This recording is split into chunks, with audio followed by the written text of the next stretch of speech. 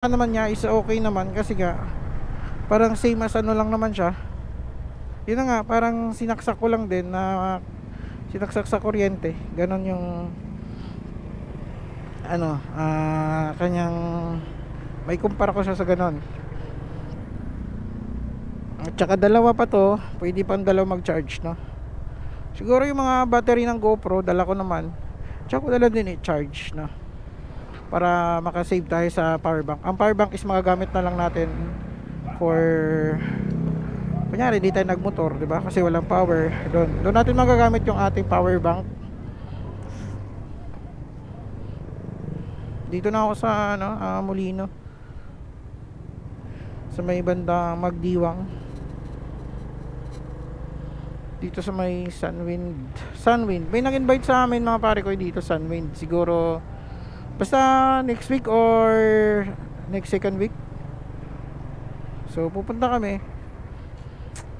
Kasamahan lang din namin sa trabaho. Invite kami na pupunta kami dyan. Bali magbayad lang kami ng entrance. Tapos sila na bahala doon sa foods, sa mga accommodating doon, no? Pwede maligo na swimming pool dyan. At saka hindi pa ako nakapunta dyan para makapasok na lang din tayo. Kasi sabi nila okay din naman daw dyan para sa mga bata, no? Sa mga isip bata.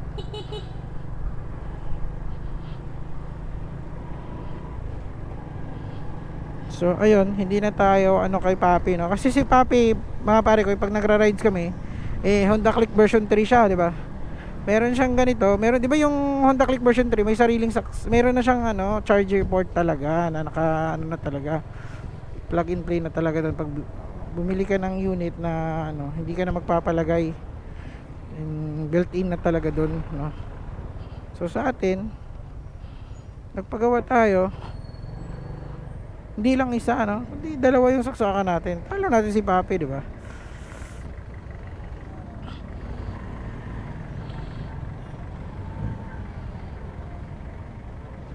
Yun nga, na test ride nga pala natin yung version 3 ni Papi, no? Medyo ano din pala, mga pare ko, medyo okay na din pala yung version 3 kasi marami din pala silang nilagay doon na features, no? Na tulad ng side stand, kill switch, no? Yung side stand pala ni Tony V3 is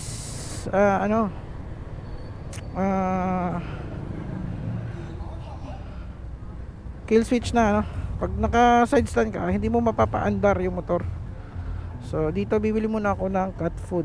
Percent ng motor natin 18%, no? 14, 15, 16, 17, 18. 4% na nadagdag simula nung timers. Ito yung ating mga pare ko. Ito yung ating dala. Bibili na ako ng cat food.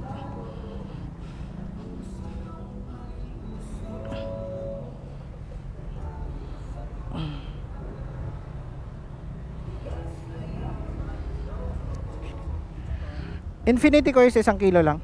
Infinity. Dito mga pare ko is mura yung cat food, no? Kaya dito kami nabili. Kasi compare sa iba, merong 110, 120. So yung Infinity yata sa iba is 110. So 2 kilo, makakasave ka na ng 20, diba? Kasi 100 lang dito. Kaya dito mas maganda kung bulky ka bibili, diba? Sa 2 kilo makakasave ka na ng 20 pesos. Oh, diba? Saan ka pa? So ilagay natin sa 5 kilo 10, 20, 30. Sa 5 kilo 50, 50, no? Kalahating kilo na din yun, diba?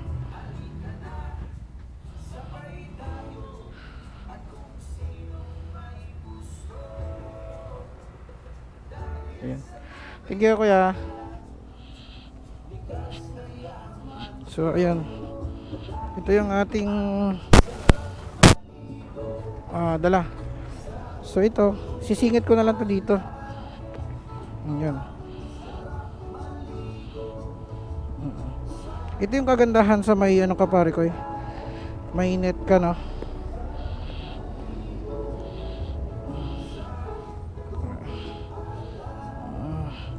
Ito, nawala na kasi yung ganito niya.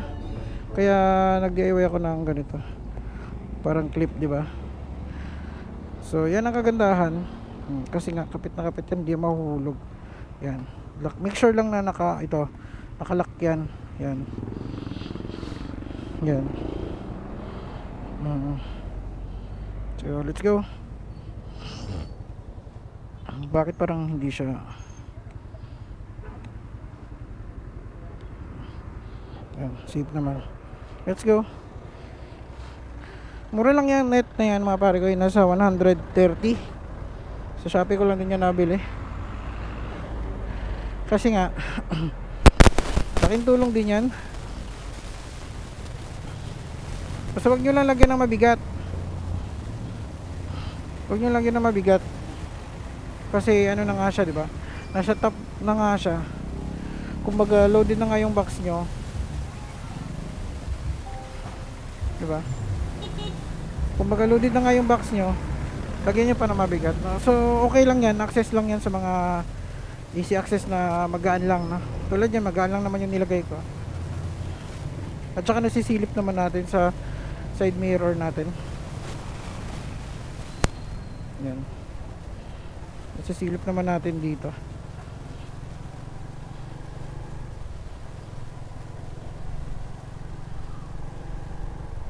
So ayan, ang laking tulong nito din mga pare ko, yung charger port, no? Kasi sa pag nagbiyahe ka na tulad yan, lalo na pag mag-rides tayo ng malayuan, di ba? Malayuan. Oh, galit na. So ayan, nagra-rides tayo ng malayuan, di ba? So naka-data ka na. Tapos naka Google Map ka or GPS, Waze, o kaya ano mang gamit mong location app na. So tendency na kumakain siya ng baterya kasi nga naka-data ka, tapos naka-GPS ka pa. Kaya pag nalubat ka, dead na yan. So kung meron ka nitong charger port, edi lagi kang on the go, no? Lagi kang nakatrack sa pupuntahan mo. Lagi kang may mapa, or gamit na gamit to para sa mga delivery riders. Oh no. Oh.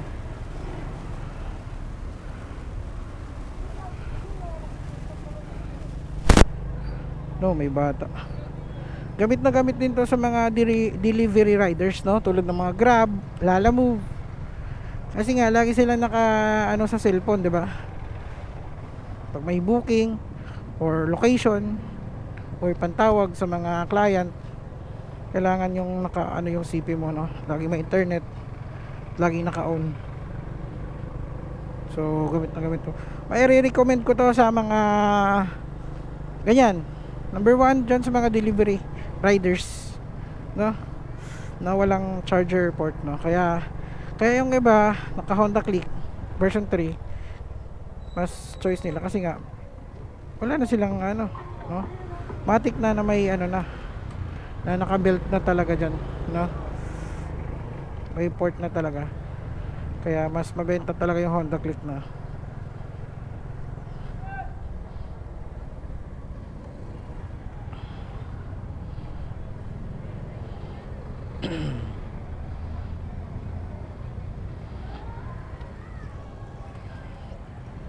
So nasa Bacoor na tayo.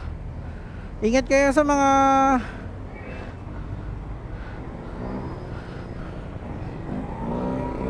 traffic enforcer dito mga parikoy, kasi nga active sila dito, at saka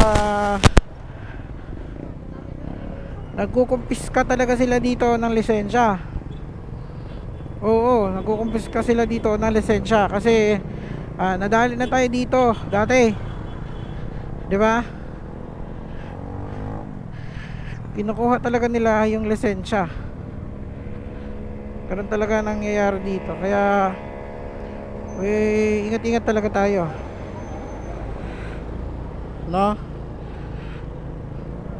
Kasi kumbaga ibahin mo ang Bacoor. Ibahin mo yung Bacoor. Pero kung wala ka namang violation, wala namang problema. Sumusunod ka naman sa trapiko dito, walang problema. Kaya mas goods nga yung ganun, di ba? Kaso lang dito lang tayo nagkakaano sa pag-implement ng batas, 'di ba? Dito lang hindi masyadong klaro na ang sabi ng LTO mismo na hindi pwedeng magkumpiska ang LGU ng lisensya,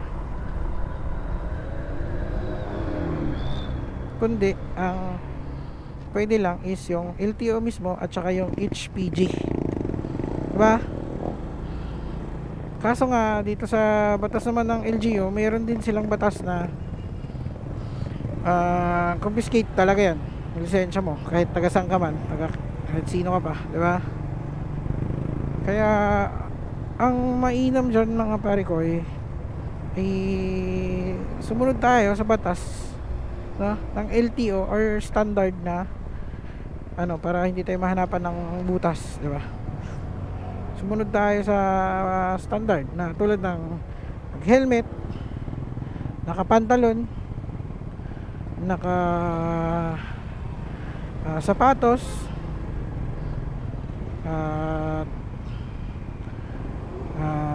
registered ating ORCR, kumpleto tayo na, kasi